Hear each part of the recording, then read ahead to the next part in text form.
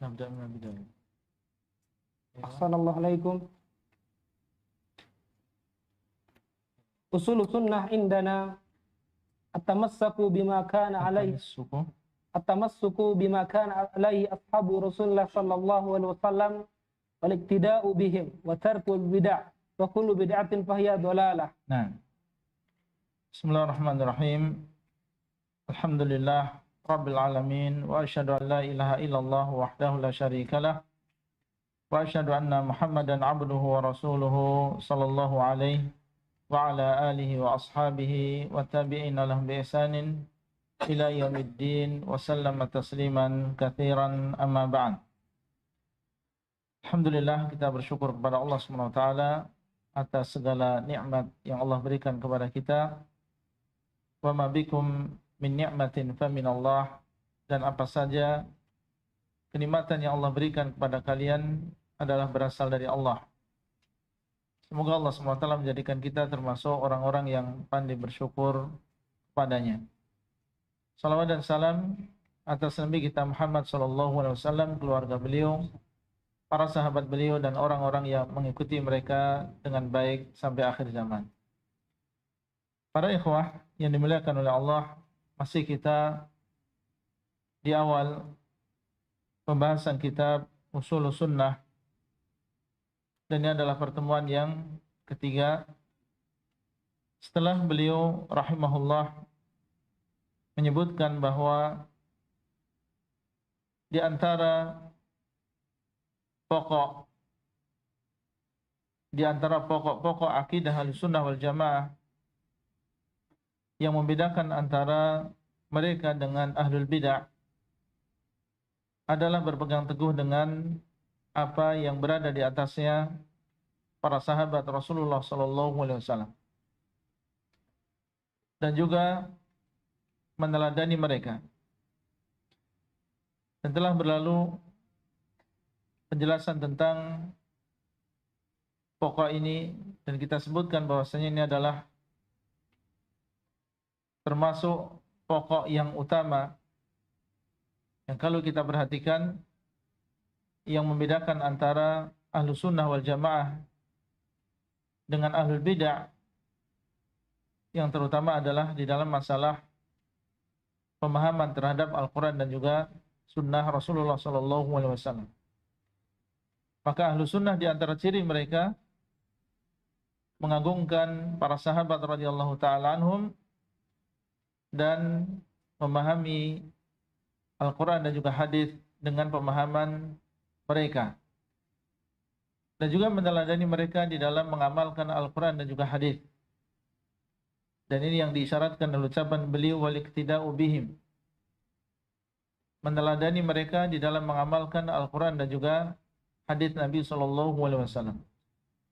Dan kalau kita perhatikan ahlul bid'ah, maka di antara sifat yang menyatukan mereka adalah tidak mengembalikan pemahaman Al-Quran dan juga hadis kepada pemahaman para sahabat radhiyallahu ta'ala anhum. Kemudian beliau menyebutkan fondasi yang selanjutnya, fondasi yang kedua, di antara pokok-pokok yang membedakan antara Ahlus Sunnah dengan Ahlul Bid'ah adalah watarkul bid'ah, dan meninggalkan bid'ah-bid'ah. Ahlus Sunnah wal Jamaah di antara pokok akidah mereka bahwasanya mereka meninggalkan bid'ah-bid'ah. Adapun ahlul bid'ah, maka sebagaimana namanya, ahlul bid'ah, orang yang sangat dekat dengan bid'ah, maka mereka mengamalkan bid'ah-bid'ah, meyakini bid'ah-bid'ah, membela bid'ah-bid'ah, dan menganggap bahwasanya bid'ah tersebut adalah sesuatu yang baik, mendekatkan mereka kepada Allah Azza wa Jalla. Inilah kenapa Al-Imam Ahmad rahimahullah mendatangkan pondasi yang satu ini, karena memang meninggalkan bid'ah ini adalah di antara ciri utama ahlu sunnah wal jamaah yang membedakan antara mereka dengan ahlul bid'ah. Mereka adalah ahlu sunnah, orang yang dekat dengan sunnah Rasulullah SAW, berpegang teguh dengan sunnah beliau. Adapun ahlul bid'ah, maka mereka adalah orang yang dekat dengan bid'ah. Wa tarkul bid'ah, dan meninggalkan bid'ah. Dan bid'ah di sini baik yang kecil maupun yang besar. Baik yang berkaitan dengan akidah, karena di sana ada al-bid'ah al-aqadiyah, maupun bid'ah-bid'ah yang amaliyah. Maka Ahlus Sunnah wal Jamaah meninggalkan seluruh bid'ah, baik yang kecil maupun yang besar, baik yang berkaitan dengan masalah akidah, seperti yang dilakukan oleh Al-Khawarij yang mengkafirkan pelaku dosa besar, dan ini adalah bid'ah aqadiyah. Atau meyakini bahwasanya pelaku dosa besar berada di sebuah manzilah atau kedudukan antara kekufuran dan Islam, seperti yang diyakini oleh Mu'tazilah. Atau meyakini bahwasanya iman tidak bertambah dan tidak berkurang, dan mengatakan bahwasanya amal bukan termasuk iman, sebagaimana akidah Murji'ah. Maka Ahlus Sunnah wal Jamaah mereka berlepas diri, dan mereka meninggalkan bid'ah dengan berbagai macam jenisnya. Dan al-bid'ah adalah jamak dari bid'atun. Al-bid'ah adalah jamak dari bid'atun. Dan secara bahasa, yang dimaksud dengan al-bid'ah adalah sesuatu yang baru. Sesuatu yang baru, yang belum ada sebelumnya. Allah SWT mengatakan ketika menyebutkan tentang nabinya SAW, "Qul ma kuntu bid'an minar rusul." Katakanlah, wahai Muhammad, kepada mereka bahwasanya bukanlah aku sesuatu yang baru dari para rasul. Artinya, beliau bukan rasul yang pertama. Kalian, wahai orang-orang musyrikin, pernah mendengar diutusnya rasul sebelum Rasulullah SAW. Di sana ada Ibrahim, di sana ada Ismail, dan kalian mengenal tentang Ismail dan juga Ibrahim. Bukanlah aku orang yang pertama. Al-bid'ah secara bahasa artinya adalah sesuatu yang baru. Allah SWT mengatakan badi'us samawati wal ard. Dialah Allah SWT yang menciptakan langit dan juga bumi, yaitu tanpa ada yang semisal sebelumnya. Badi'us samawati wal ard, dialah yang menciptakan langit dan juga bumi yang tidak ada yang semisal sebelumnya. Dia adalah sesuatu yang baru. Tidak ada yang serupa dengan langit sebelumnya, dan tidak ada yang serupa dengan bumi sebelumnya. Ini adalah pengertian bid'ah secara bahasa, dan dari sini kita mengetahui bahwa bid'ah secara bahasa adalah sesuatu yang baru, baik itu adalah sesuatu yang terpuji maupun yang tidak terpuji. Maka semuanya masuk dalam pengertian bid'ah secara bahasa. Karena secara bahasa artinya adalah sesuatu yang baru, baik sesuatu yang mubah maupun yang baik atau sesuatu yang tidak baik, semuanya masuk dalam kata bid'ah secara bahasa. Adapun secara syariat, maka yang namanya bid'ah di dalam syariat, di dalam agama, atau di dalam istilah agama, ini semuanya adalah sesuatu yang tercela. Tidak ada di sana bid'ah yang hasanah. Tidak ada di sana bid'ah yang baik. Di dalam istilah syariat, maka yang dimaksud dengan bid'ah adalah sesuatu yang tercela. Dan para ulama telah menyebutkan definisi bid'ah. Dan definisi bid'ah yang paling mendekati dan yang paling baik wallahu taala alam adalah apa yang disebutkan oleh Asy-Syatibi rahimahullah di dalam kitab beliau Al-I'tisam. Disebutkan oleh Asy-Syatibi di dalam kitab beliau Al-I'tisam, di mana beliau rahimahullah mengatakan bahwa bid'ah adalah ibaratun an tariqatin fid din. Ibaratun an tariqatin fid din mukhtara'atin tudahi syar'iyyah yuqsadu bisuluki 'alaiha at-ta'abbudu lillahi 'azza wa jalla. Ibaratun an tariqatin fid dini mukhtara'atin tudahi syar'iyyata yuqsadu bisuluki 'alaiha at-ta'abbudu lillahi 'azza wa jalla. Yang namanya bid'ah adalah sesuatu yang merupakan sebuah cara, ibarat sebuah cara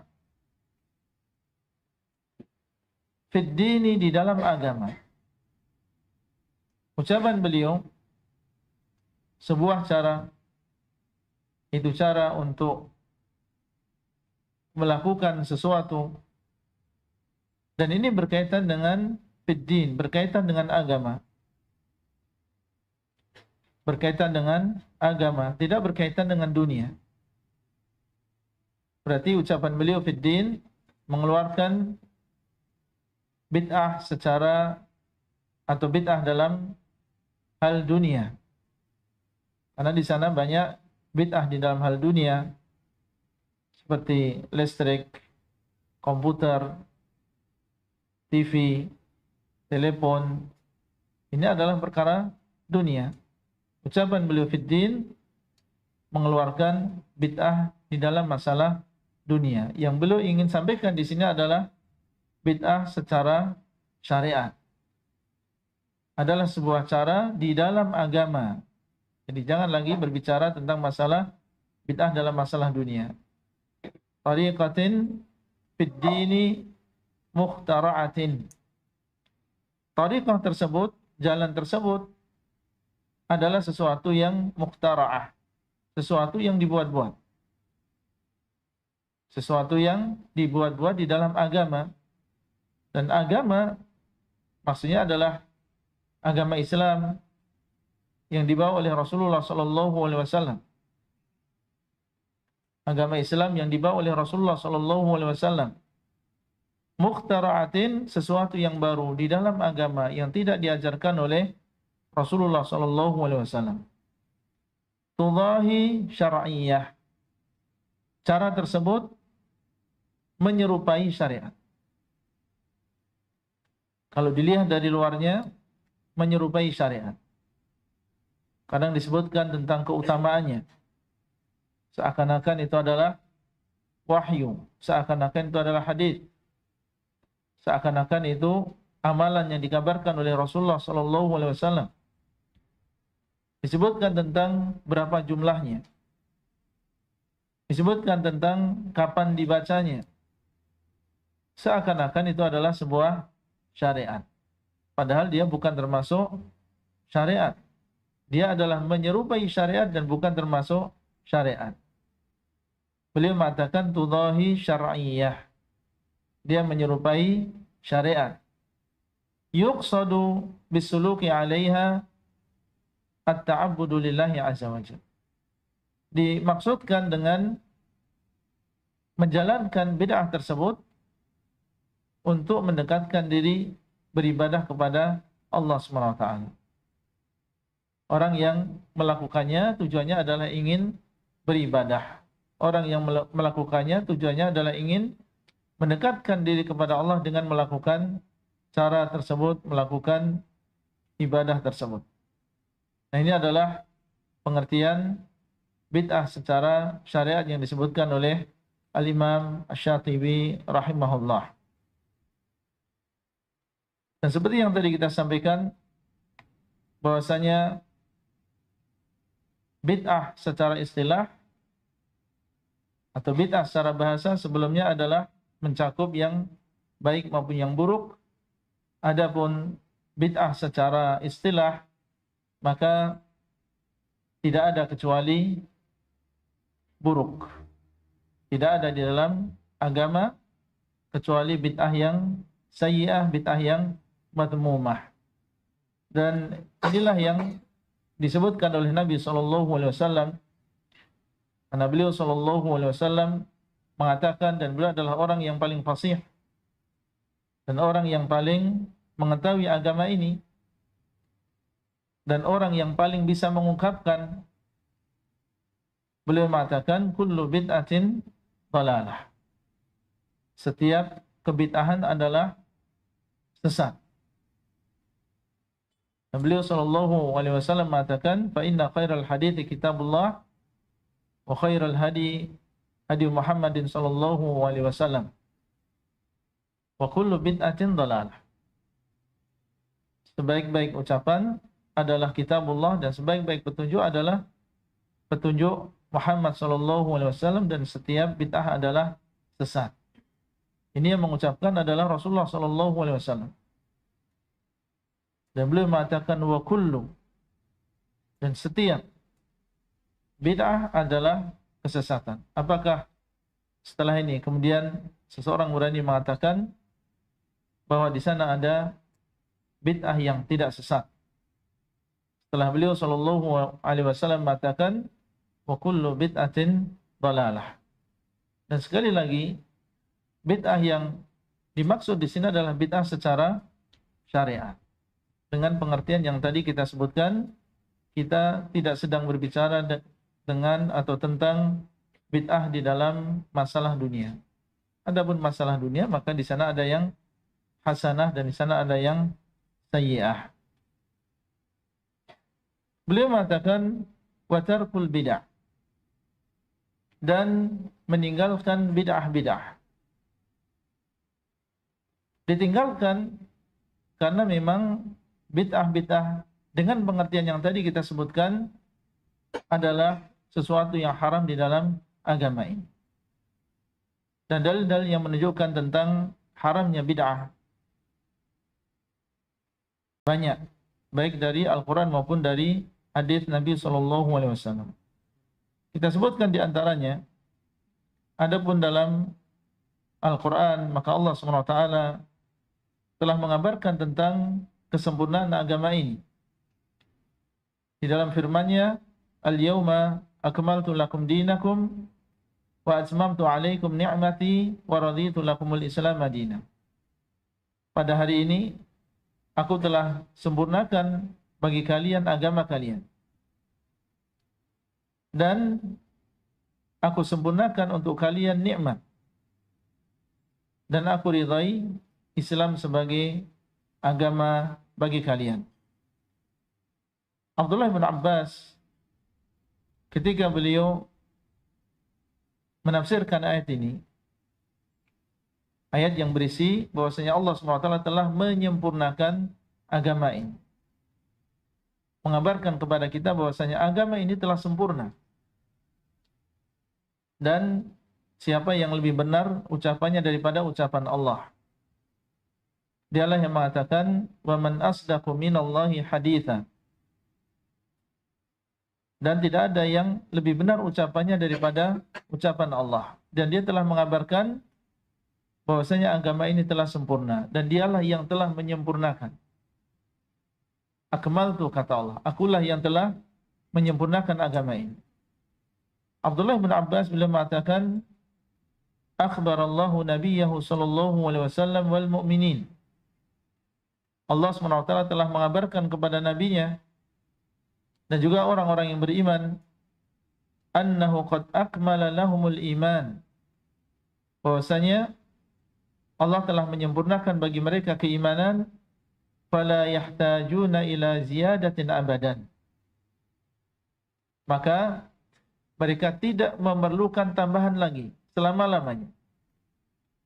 Kalau ia mengatakan manusia dan dia mengatakan sudah sempurna, mungkin saja ucapan dia adalah ucapan yang tidak benar. Dia menyangka bahwasanya itu adalah sempurna padahal belum sempurna. Masih banyak kekurangan. Masih banyak membutuhkan tambahan. Tapi di sini yang mengucapkan dan yang mengabarkan adalah Allah Azza wa Jalla.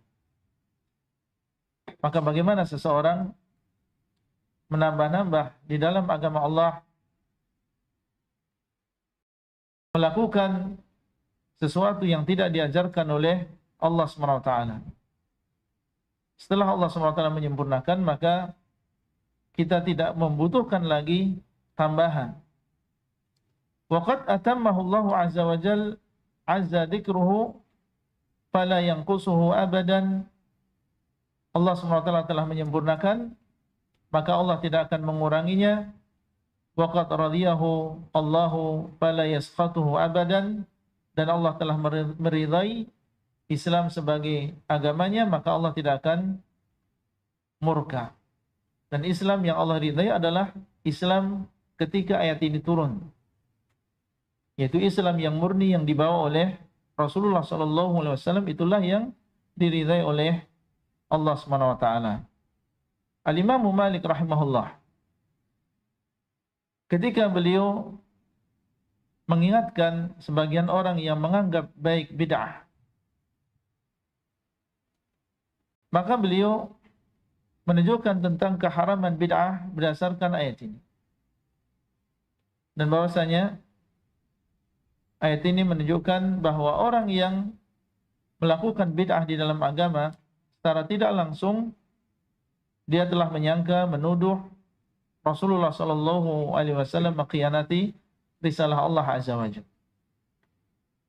Beliau mengatakan, man ibtada'a fil islami bid'atan yaraha hasanah. Barang siapa yang membuat sesuatu yang baru di dalam Islam, kemudian dia menganggap itu adalah baik. Sesuatu yang baru di dalam agama, maksudnya bukan di dalam masalah dunia. Mendekatkan diri kepada Allah dengan sesuatu yang baru tersebut. Yaraha hasanah. Dan dia memandang, melihat, berpendapat, mengatakan bahwasanya itu adalah sesuatu yang baik.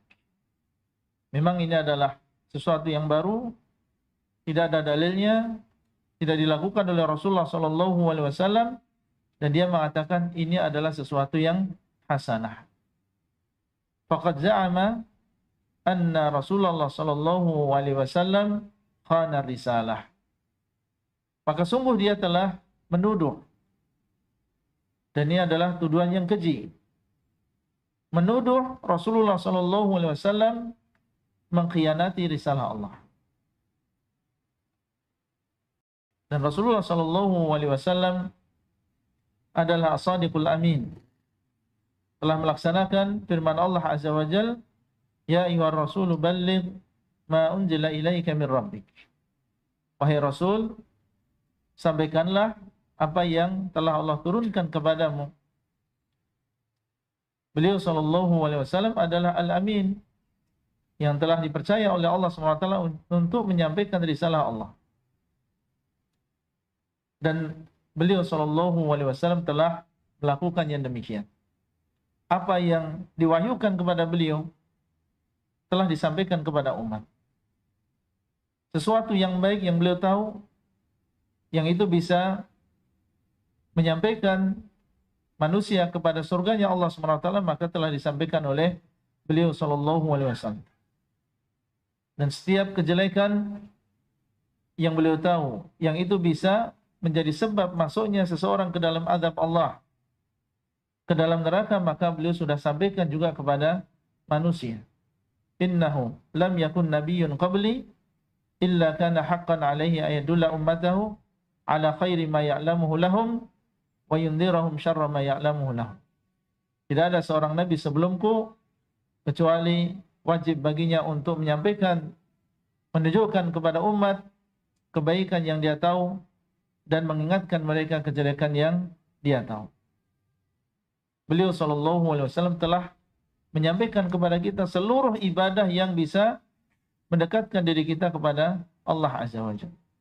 Sehingga kalau ada orang di zaman setelah beliau sallallahu alaihi wasallam melakukan sebuah bid'ah atau membuat sebuah bid'ah,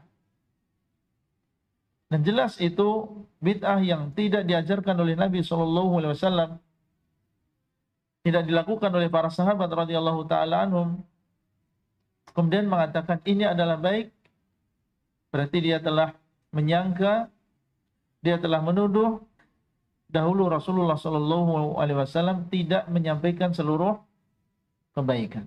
Ada kebaikan yang tidak beliau sampaikan sehingga sekarang perlu ditunjukkan kepada manusia. Perlu disampaikan kepada manusia, ini adalah ibadah yang diridhai oleh Allah, tetapi tidak disampaikan oleh Rasulullah sallallahu alaihi wasallam. Ucapan dia tidak disampaikan oleh Rasulullah sallallahu alaihi wasallam, ini sesuatu yang besar. Karena ini tuduhan kepada beliau sallallahu alaihi wasallam bahwasanya beliau telah mengkhianati risalah Allah Azza wa Jalla. Faqad za'ama anna Muhammadan sallallahu alaihi wasallam khana risalah. Kemudian beliau mengatakan li'anna Allah yaqul al-yawma akmaltu lakum dinakum. Karena Allah SWT telah mengatakan di dalam Al-Quran, pada hari ini telah aku sempurnakan untuk kalian agama kalian. Agama telah sempurna. Nabi SAW telah menyampaikan agama ini secara keseluruhan. Seluruh ibadah yang di situ ada keridhaan Allah telah beliau sampaikan. Kemudian beliau mengatakan, "Fama lam yakun yawma idzin dinan la yakunul yawma dinan." Maka segala sesuatu yang di hari tersebut, hari ketika ayat ini turun, bukan termasuk agama, maka di hari ini juga bukan termasuk agama. Segala sesuatu yang di hari tersebut bukan termasuk agama, maka di hari ini juga bukan termasuk agama. Sehingga kalau ada yang membuat bid'ah di dalam agama ini, maka dilihat apakah ibadah tersebut, amalan tersebut, akidah tersebut ada saat ayat ini turun atau tidak. Kalau tidak ada, berarti itu bukan termasuk agama Islam. Berarti itu adalah bid'ah yang baru di dalam agama ini. Ayat ini menunjukkan tentang kesempurnaan agama Islam dan menunjukkan tentang haramnya bid'ah di dalam agama ini.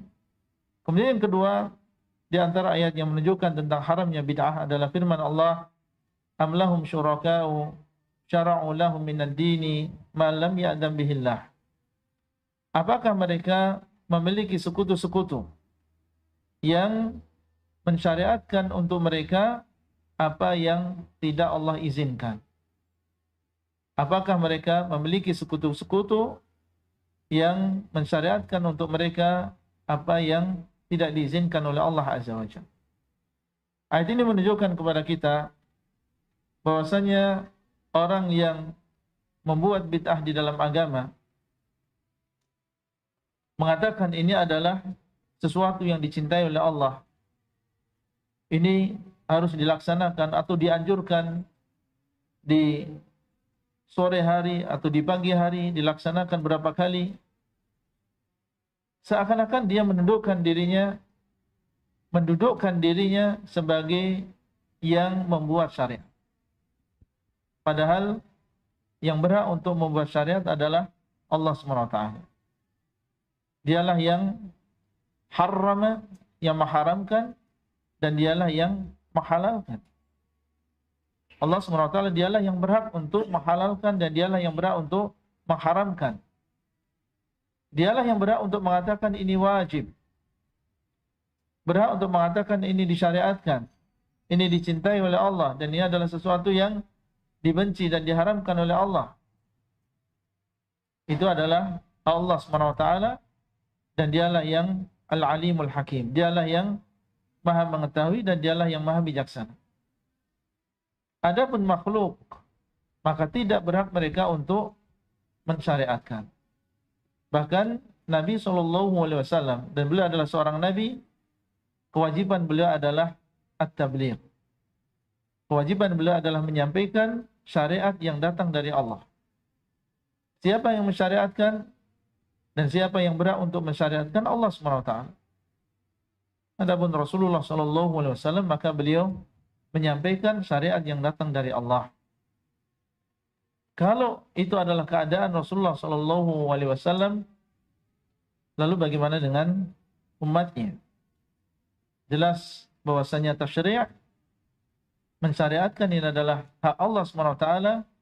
Tidak berhak bagi seseorang untuk membuat syariat, mengatakan ini adalah halal, ini adalah disyariatkan, ini adalah dicintai oleh Allah, kecuali memang ada dalilnya. Allah SWT mengatakan, am lahum syuraka'u, apakah mereka memiliki sekutu-sekutu yang syara'u lahum minad dini ma lam ya'dzan bihillah, yang mereka mensyariatkan untuk mereka sesuatu yang tidak diizinkan oleh Allah SWT. Syekhul Islam Ibn Taimiyah mengatakan, man nadaba ila syai'in yataqarrabu bihi ila Allah awjabahu biqawlihi aw fi'lihi min ghairi ay yashra'ahu Allah faqad syara'a min ad-dini ma lam ya'dzan bihillah.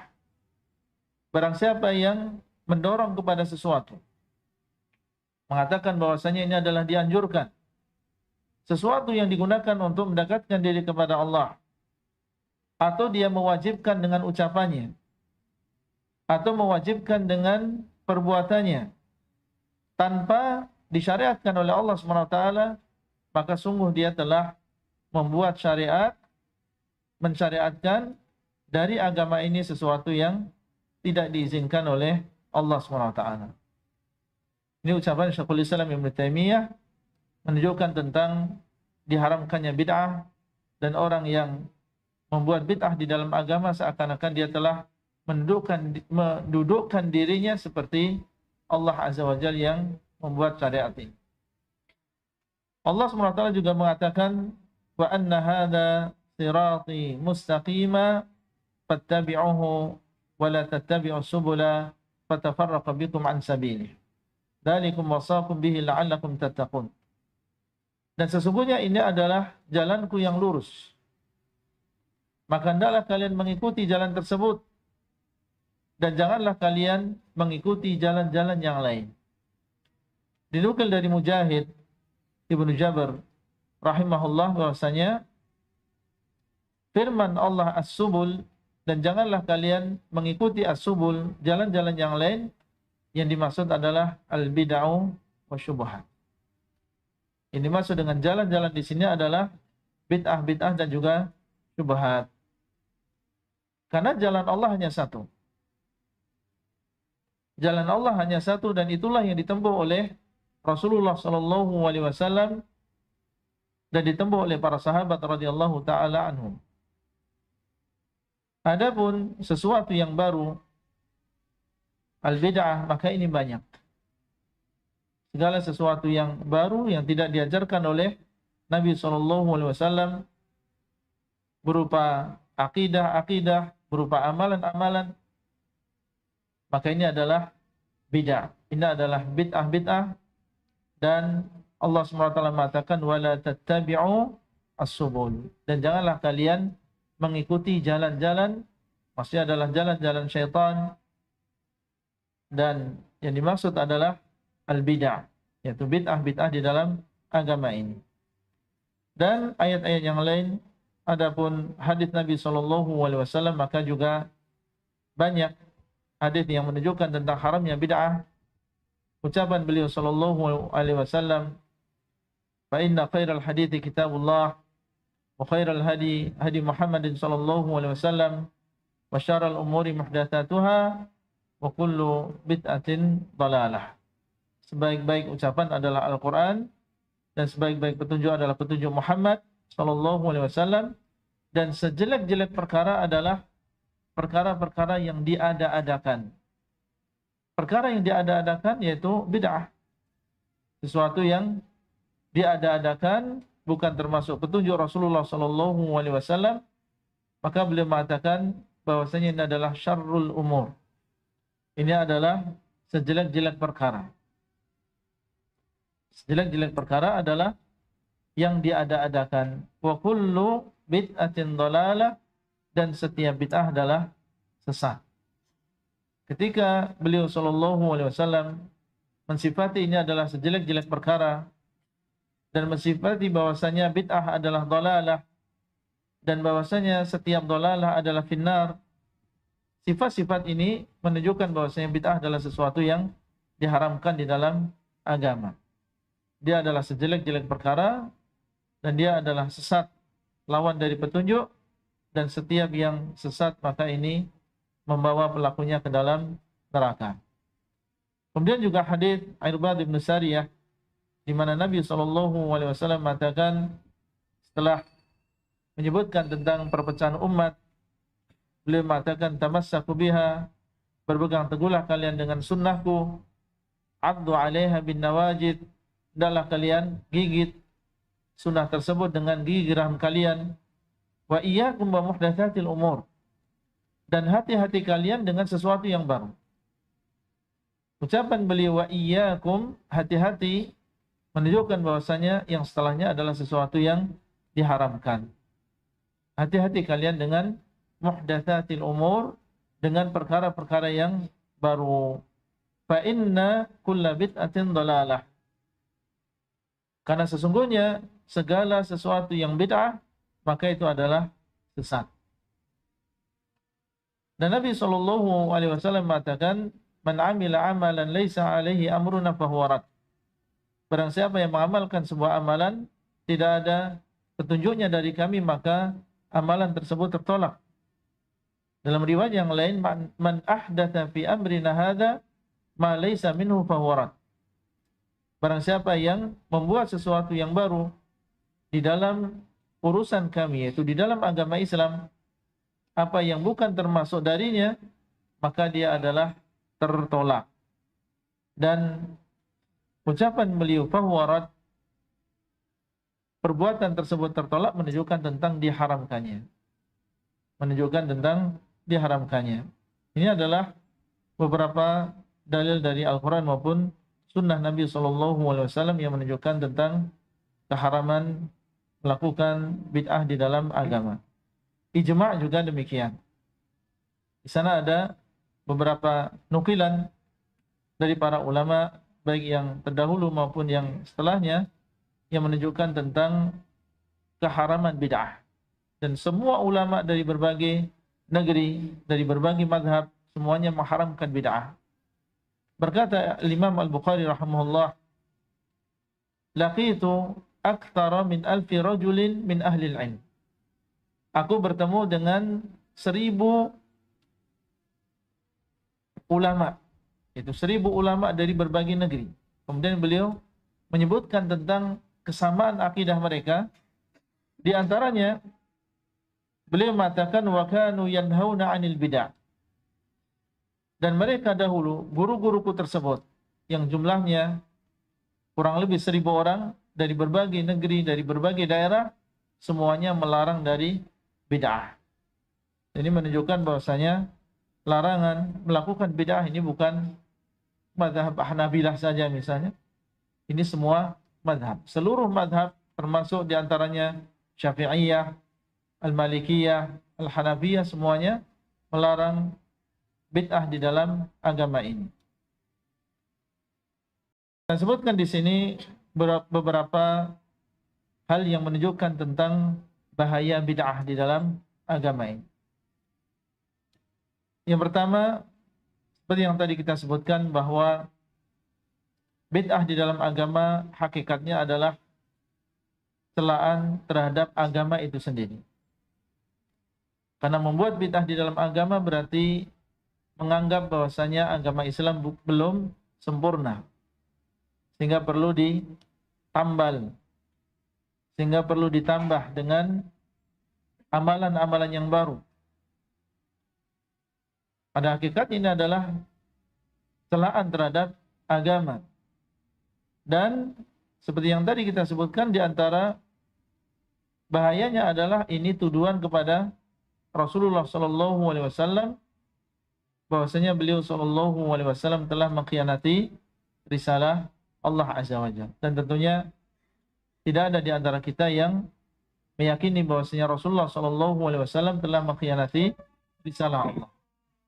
Bahkan saudara-saudara kita yang mereka melakukan bid'ah sekalipun, tidak ada di antara mereka yang secara sengaja menuduh Rasulullah Shallallahu Alaihi Wasallam mengkhianati risalah Allah. Meskipun kalau kita perhatikan apa yang mereka lakukan berupa bid'ah di dalam agama, ini konsekuensinya demikian. Tapi sebagaimana kita tahu, lazimul qauli laisa biqaul. Kelaziman dari sebuah ucapan itu bukan berarti pendapat seseorang. Kemudian di antara bahaya bid'ah, bahwasanya bid'ah ini adalah termasuk berucap atas nama Allah tanpa ilmu. Bid'ah ini adalah termasuk berucap atas nama Allah tanpa ilmu. Karena ketika seseorang mengamalkan sebuah bid'ah atau mengajak manusia kepada bid'ah, maka seakan-akan dia mengatakan ini adalah yang mensyariatkan, yang menganjurkan, yang mewajibkan adalah Allah SWT. Yang mencintai adalah Allah. Padahal Allah SWT tidak pernah mensyariatkan amalan tersebut, ya, dan tidak mengabarkan kepada kita bahwasanya amalan tersebut adalah sesuatu yang dicintai oleh Allah Azza wa Jalla. Berarti melakukan bid'ah di dalam agama ini memiliki makna berucap atas nama Allah SWT tanpa ilmu. Kemudian bid'ah apabila diamalkan, akibatnya adalah akan mematikan sunnah. Di antara bahaya bid'ah dan kejelekan bid'ah, apabila dilakukan ini akan mematikan sunnah.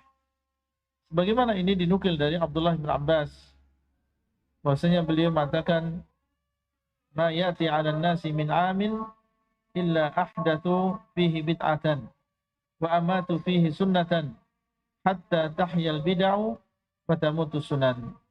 Tidaklah datang kepada manusia sebuah tahun kecuali mereka membuat bid'ah di dalamnya dan mematikan sunnah di dalamnya, sehingga hidup bid'ah-bid'ah dan mati sunnah-sunnah. Kemudian di antara bahaya bid'ah, sebagaimana sudah disebutkan tadi, bahwasanya orang yang melakukan bid'ah di dalam agama ini seakan-akan dia telah mendudukkan dirinya sebagai pembuat syariat. Dia telah mendudukkan dirinya sebagai pembuat syariat. Dan di antara bahayanya, bahwasanya bid'ah ini adalah sebab tidak diterimanya amalan, sebagaimana dalam hadis Aisyah radhiyallahu taala anha. Dan di antara bahayanya, bahwasanya bid'ah ini adalah sebab berpecah belahnya umat.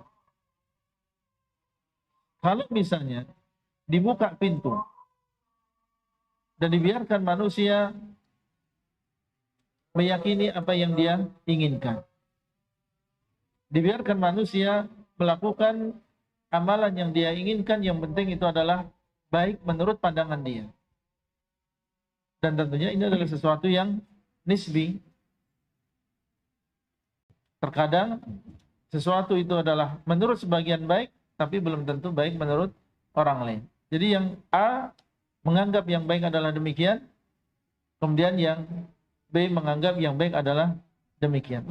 Masing-masing menganggap itu adalah sesuatu yang baik, yang harus diamalkan, yang dianjurkan untuk diamalkan.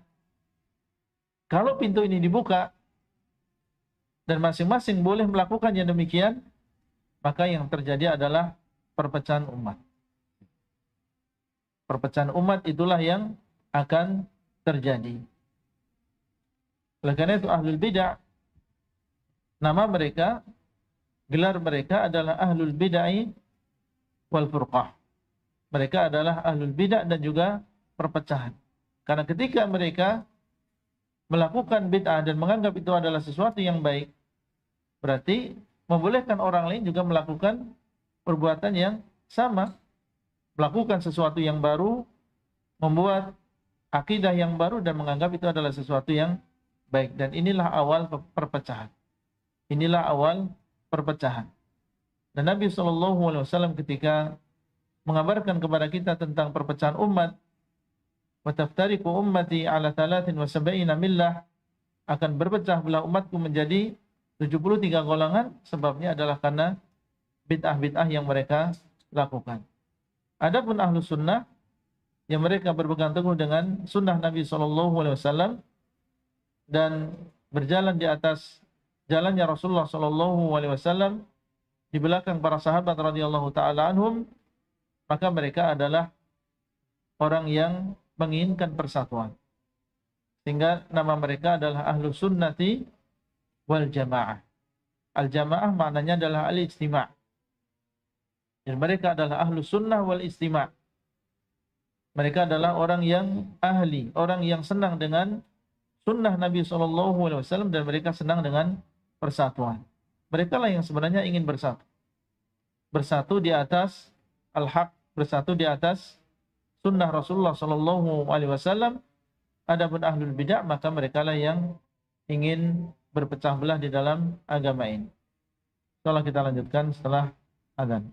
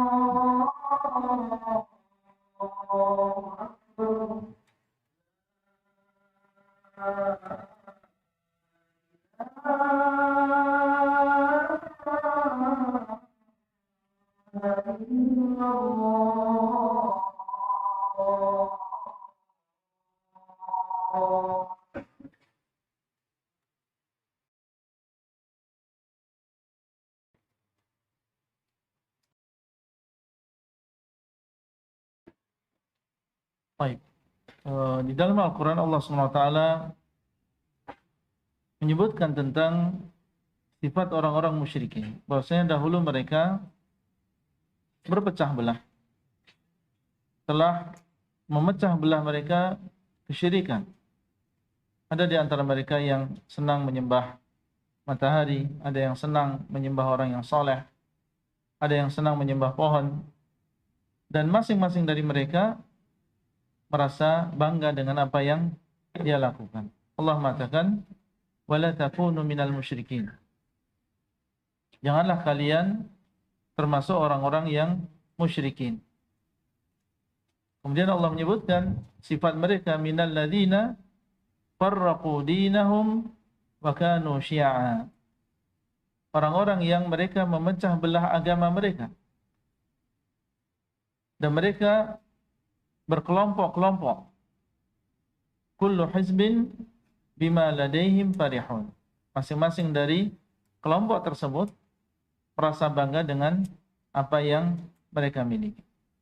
Allah melarang kita untuk seperti mereka. Berarti di sini ada perintah untuk bersatu di atas agama Islam yang murni yang dibawa oleh Rasulullah SAW. Orang yang mengajak manusia untuk melakukan bid'ah, mendakwahkan bid'ah sehingga diikuti oleh manusia, maka tentunya memiliki bahaya yang lebih besar. Hanya sekedar mengamalkan bahaya dan dosa.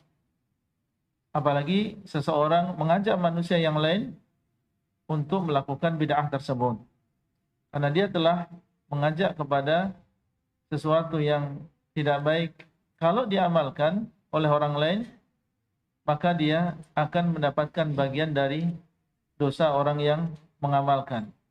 Disebutkan di dalam hadis bahwasanya Nabi SAW mengatakan, "Wa man da'a ila dhalalah." Dan barang siapa yang mengajak kepada kesesatan, kana lahu atau kana alaihi minal ithmi mithlu athami man tabi'ahu la yanqusu dzalika min athamihim syai'an. Maka dia akan memiliki dosa dari dosa-dosa orang yang mengikuti dia. Mengajak kepada bid'ah kemudian diikuti, maka dia akan mendapatkan dosanya kalau dia melakukan bid'ah dan juga dosa orang yang mengikuti dia. La yanqusu dzalika min athamihim syai'a. Tidak akan dikurangi dari dosa mereka sedikit pun. Jadi orang yang mengikutinya berdosa dan orang yang mengajak kepada bid'ah tersebut juga mendapatkan dosa orang yang mengikutinya. Tentunya semakin banyak orang yang mengikuti dia, maka akan semakin banyak dosa yang akan dia tanggung. Dan ini termasuk bahaya orang yang mengajak kepada kebid'ahan. Sehingga menjadikan seorang da'i atau seorang mu'allim atau seorang yang mengajak kepada agama Allah berhati-hati dalam menyampaikan. Jangan sampai dia mengajak manusia kepada kesesatan, mengajak manusia kepada sesuatu yang menyimpang dari agama Allah Azza wa Jalla. Termasuk di antara akibat dari bid'ah, bahwasanya bid'ah ini bisa menjadi sebab seseorang tidak meminum dari telaganya Rasulullah SAW. Telaga yang disebutkan di dalam hadis bahwasanya masing-masing dari Nabi memiliki telaga dan mereka membanggakan atau masing-masing dari mereka membanggakan siapa di antara mereka yang paling banyak yang mendatangi telaganya. Dan Nabi SAW menyebutkan dan aku berharap bahwasanya akulah orang yang akan paling banyak orang yang mendatangi telagaku.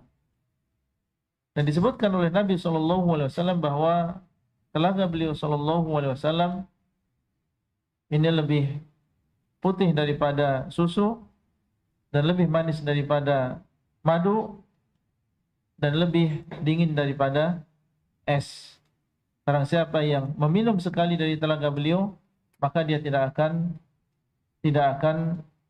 haus selama-lamanya. Dan disebutkan dalam hadis bahwasanya ada sebagian orang yang mendatangi beliau sallallahu alaihi wasallam dan beliau mendahului kita di telaga beliau sallallahu alaihi wasallam. Kemudian mereka ditolak dan dijauhkan dari telaga beliau sallallahu alaihi wasallam. Kemudian beliau pun mengatakan, innahum minni. Mereka adalah termasuk umatku. Karena beliau melihat di sana ada ciri-ciri bahwasanya mereka adalah umat beliau. Warna putih yang ada di wajahnya dan juga kedua tangan mereka yang menunjukkan bahwasanya itu adalah umat beliau. Mereka dahulu berwudu dan itu adalah bekas wudu mereka. Maka beliau mengatakan innahum minni, sesungguhnya mereka adalah termasuk umat.